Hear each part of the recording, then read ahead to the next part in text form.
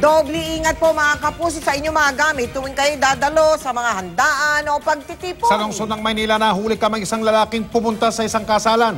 Hindi para makasiya o hindi para makisaya, pero para mamuntirya ng mga bag. At ang suspect na nakita sa videong yan, hindi pala imbitado. Nakatutok si June Veneracion, eksklusibo. Habang nagkakasiyahan sa isang wedding reception kagabi sa Maynila, may lalaking hindi mapakali. Nakasuot ng pula at may bitbit pang bulaklak. Panay ang ikot, nagmamasid. Paminsan-minsan may kinakausap.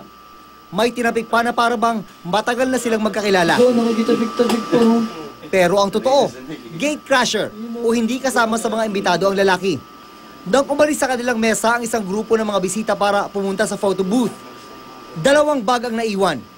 5 minuto lumipas, tumira na ang kawatan. Yung chair. Para maluwag. Paglabas, halos nakasalubong pa ng sospek ang may-ari ng mga ninakaw niyang bag. Ayun, nakasalubong nga niya, no. Pagbalik ng mga bisita sa kanilang mesa, wala na ang kanilang mga bag. Sa panahon ngayon, sabi ng mga otoridad, hindi dapat magpakasiguro.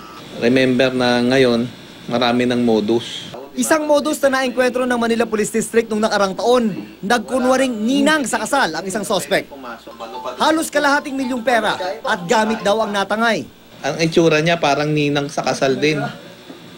Tapos sinalisi niya habang na busy yung dahil siyempre tatayo yung ibang ninang, makikipagbeso-beso ng ganyan, mag-iiwan yung bag, yung pinitik, binitbit na parang siya yung may-ari.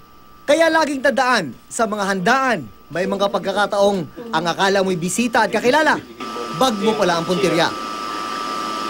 June Veneracion, nakatutok, 24 oras.